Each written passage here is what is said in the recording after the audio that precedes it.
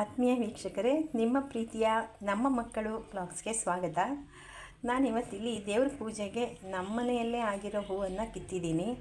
ಜೊತೆಗೆ ನನ್ನ ಸಣ್ಣ ಕೈತೋಟ ತೋರಿಸ್ತೀನಿ, ಬನ್ನಿ.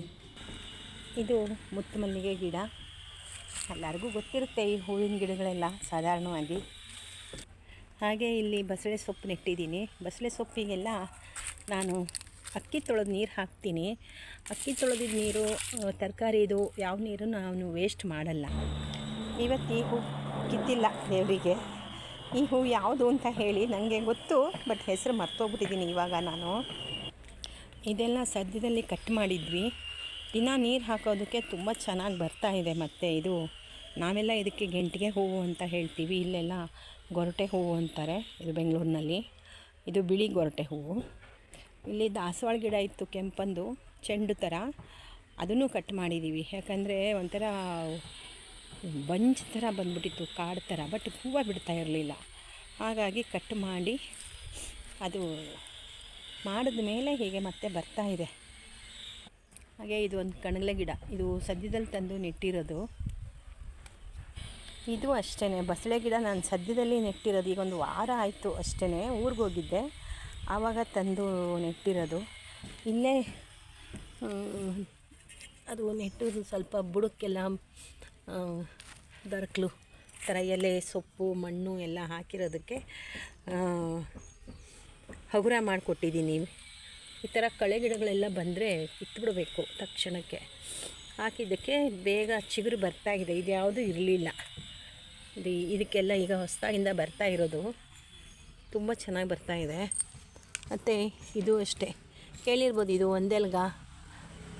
ಅದನ್ನು ಹಾಕಿದ್ದೀನಿ, ಬರಬೇಕಿನ್ನು. ಅದೆಲ್ಲ ಇಷ್ಟು ಬೇಗ ಬರಲ್ಲ, ಯಾಕಂದರೆ ಇವಕ್ಕೆಲ್ಲ ತುಂಬ ನೀರು ಬೇಕು, ತಂಪು ಬೇಕು, ನೀರು ಬೇಕು. ಇಲ್ಲೊಂದು ದಾಸವಾಳ ಗಿಡ ಇದೆ. ಇದೆಲ್ಲ ನಾವು ಜಿಕೆವಿಕೆಯಿಂದ ತಂದು ನೆಟ್ಟಿರೋದು ದಾಸವಾಳ ಗಿಡ. ಈ ಗಿಡ ನಾವು ಒಂದು ಕಡೆ ಹೋಗಿದ್ದೆ ಆಶ್ರಮಕ್ಕೆ, ಆವಾಗ ತಗೊಬಂದು ನೆಟ್ಟಿರೋದು. ಈ ದಾಸವಾಳ ತುಂಬ ಚೆನ್ನಾಗಿದೆ. ಇಲ್ಲಿ ತೊಂಡೆಬಳ್ಳಿ ನೆಟ್ಟಿದ್ದೀನಿ ನಾನು. ತೊಂಡೆಬಳ್ಳಿಗೂ ಅಷ್ಟೇ ಅಕ್ಕಿ ತೊಳೆದು ನೀರು ಹಾಕ್ತಾಯಿರ್ತೀವಿ. ದಿವಸನೂ ಬಿಡಲ್ಲ ನಾನು, ಅಕ್ಕಿ ತೊಳೆದು ನೀರು ವೇಸ್ಟ್ ಮಾಡಲ್ಲ. ಇಲ್ಲೂ ಹಾಗೆಯೇ ಇದಕ್ಕೆ ಇಲ್ಲಿ ಸ್ವಲ್ಪ ಹೊಂಡ ತೆಗೆದು, ಇದಕ್ಕೂ ಅಷ್ಟೇ ತುಂಬ ನೀರು ಬೇಕಾಗತ್ತೆ ತೊಂಡೆಬಳ್ಳಿಗೆ. ಹಾಗಾಗಿ ಇಲ್ಲಿ ಒಂದು ಹೊಂಡ ಥರ ಮಾಡಿ, ಒಂದು 2 ಫೂಟ್ ಅಗಲ ಆಳ ಮಾಡಿ, ಸೊಪ್ಪು, ಗೊಬ್ಬರ, ಮಣ್ಣು ಎಲ್ಲ ತುಂಬಿಸಿ ಮಾಡಿದ ಮೇಲೆ ಈಗ ಒಂದು ವಾರ ಆಯಿತು ಈ ಥರ ಮಾಡಿ. ಮೊದಲು ಸುಮ್ಮನೆ ನೆಟ್ಟುಬಿಟ್ಟಿದ್ದೆ ನೋಡಿ. ಇಲ್ಲಿ ನಾನು ಬೇರೆ ನಿಟ್ಟಲ್ಲಿ ಇಲ್ಲಿ ಈಗ 2-3 ದಿನದಿಂದ ಈ ಚಿಗುರು ಕಾಣಿಸ್ತಾ ಇದೆ. ಇದು ಇಲ್ಲೊಂದು 2 ಬಂದಿದೆ. ಸುಮಾರು 1 ತಿಂಗಳೇ ಆಯಿತು, ಬಂದಿರಲಿಲ್ಲ, ಚಿಗುರಲಿಲ್ಲ. ತೊಂಡೆಬಳ್ಳಿ ಯಾವತ್ತೂ ಇದೇ ಥರ ನೆಡಬೇಕು ಅಂತ ಹೇಳ್ತಾರೆ, ಅಂದರೆ 2 ಕಡೆ ನೆಡಬೇಕು. ಇಲ್ಲೂ ಒಂದು ಗಂಡು ಬರುತ್ತೆ, ಇದಕ್ಕೆ ನಾವು ಗಂಡು ಅಂತ ಹೇಳ್ತೀವಿ. ಗಂಟು. ಆ ಗಂಟಿನ ಭಾಗ ಕೆಳಗಡೆ ಹೋಗಿ ಒಂದು ಗಂಟು ಕೆಳಗಡೆ ಇರಬೇಕು, ಮತ್ತು ಇದು 2 ಹೊರಗಡೆ ಇದೆ. ಇಲ್ಲಿಂದನೇ ಬರುತ್ತೆ ಅದು. ಇಲ್ಲಿ ಬಂದಿದೆ, ಇದು 2-3 ಮುಖ ಮಾಡಿದೆ, ಬರಬೇಕು ಇನ್ನು. ಇದು ಬದನೆ ಗಿಡ ಗೊತ್ತು, ಬಟ್ ಬದನೆ ಗಿಡ ನಾನು ಬದನೆಕಾಯಿ ತಂದಾಗ ತೊಳಿತೀವಲ್ವ, ಬೀಜಗಳು ತೆಗಿತೀವಿ. ಬೀಜ ತೆಗೆದಿದ್ದ ಬೀಜವನ್ನು ನಾನು ನೀರೆಲ್ಲ ಚೆಲ್ಬಿಟ್ಟು ಹಾಗೆ ಬಿಟ್ಟಿದ್ದೆ. ಆ ಬೀಜನ ಒಂದು ಕಡೆ ಬಿಸಾಕಿದೆ, ನೆಲದಲ್ಲಿ ಬಿಸಾಕಿದಾಗ ಅದು ಬಂದಿದೆ. ಒಂದು ತುಂಬ ಬಂದಿತ್ತು. ನಾನೊಂದು 2 ಗಿಡ ನೆಟ್ಕೊಂಡು ಮಿಕ್ಕಿದೆಲ್ಲ ಸತ್ತೋಯ್ತದು. 2 ಗಿಡ ಚೆನ್ನಾಗಿ ಬಂತು, ಅದನ್ನು ಭೂಮಿಲಿ ಹಾಕಿದ್ದಕ್ಕೆ ಇವತ್ತು ನೋಡಿ ಕಾಣಿಸ್ತಾ ಇರ್ಬೋದು,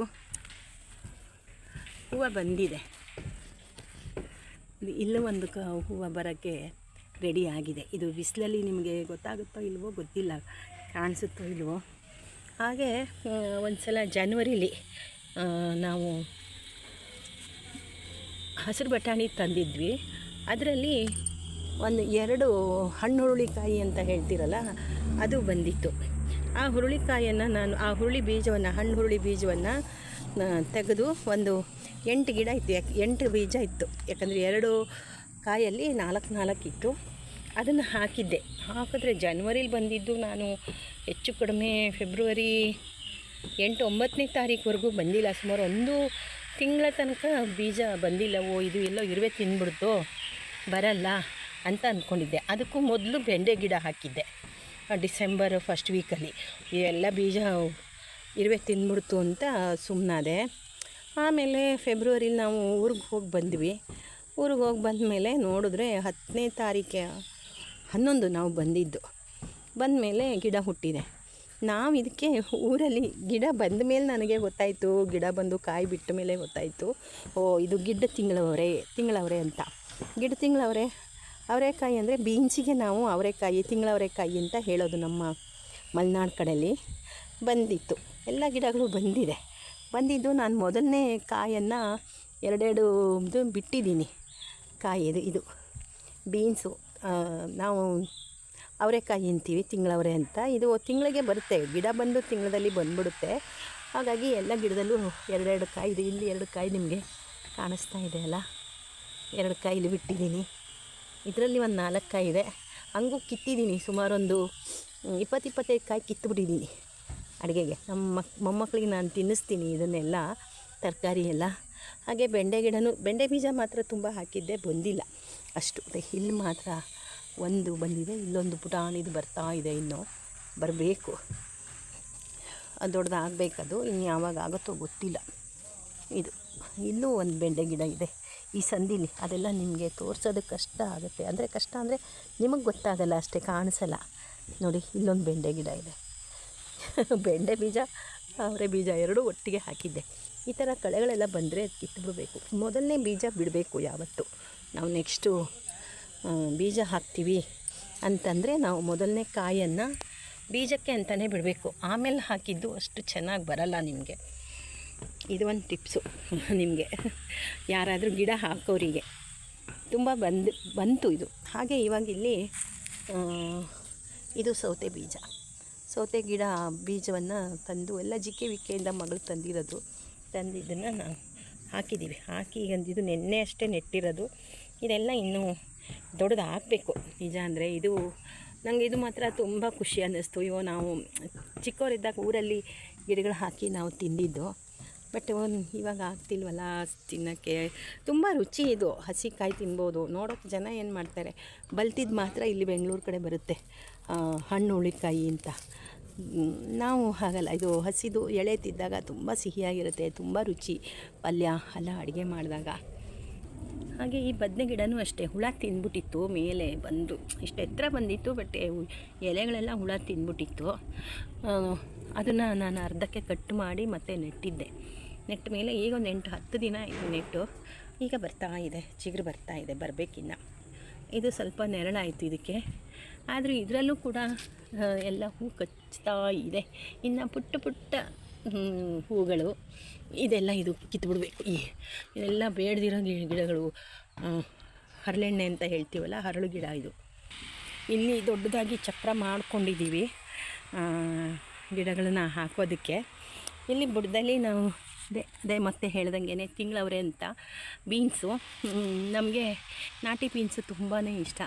ಹಸಿರು ಬೀನ್ಸ್ ಎಲ್ಲ ಬರುತ್ತಲ್ಲ ಇಲ್ಲಿ, ಅದಲ್ಲ ಇದು ಮಾಮೂಲಿ. ಅದು ಹಾಕಿದ್ದೀನಿ, ಇಲ್ಲೆಲ್ಲ ಬರಬೇಕದೆಲ್ಲ. ಗಿಡಗಳು ಪುಡ್ದಾಗಿ ಬರ್ತಾಯಿದೆ, ನೋಡಬೇಕು.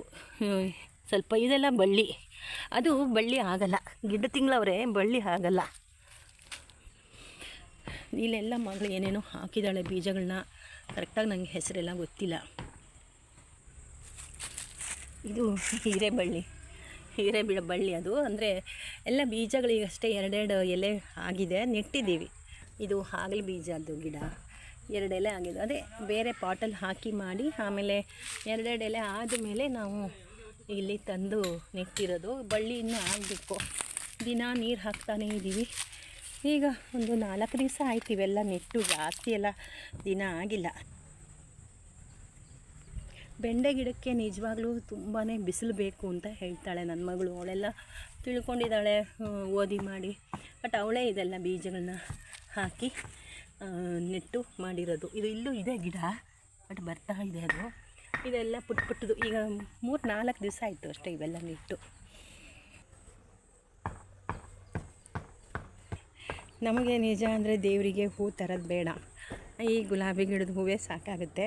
ಹಾಗೆ ಅಲ್ಲೊಂದು ಶಂಖಪುಷ್ಪ, ಆಮೇಲೆ ಮುತ್ತು ಮಲ್ಲಿಗೆ, ಆಮೇಲೆ ಇನ್ನೊಂದು ನಿತ್ಯ ಪುಷ್ಪ.